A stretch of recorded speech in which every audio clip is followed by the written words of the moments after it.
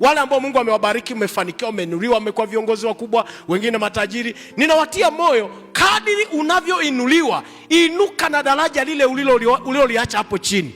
Usijitenge. Kuna wengine baada ya kutajirika hata misibani haendi. Akienda hali msibani, anasema mimi hapo msibani, mniambie tu mnataka kilo ngapi za mchele, anatoa, halafu yeye hali chakula cha msibani. Anajifanya yeye ni potential, yeye ndiye wa pekee. Nataka niwaambie matukio haya ya kijamii yanatuunganisha. Hata kama ungekuwa ni bilionea namna gani, heshimu daraja uliloliacha hapo chini, kwa sababu tunaishi kwa kutegemea watu. Usije ukaliacha hilo daraja. Kuna wengine wasema mimi siwezi kwenda kula kwa fulani, hana vyombo vinavyofanana na hadhi yangu.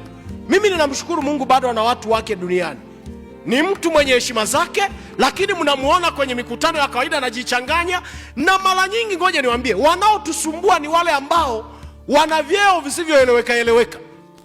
Ndio hao watakwambia unajua mimi bwana, hivyo sio vitu vyangu.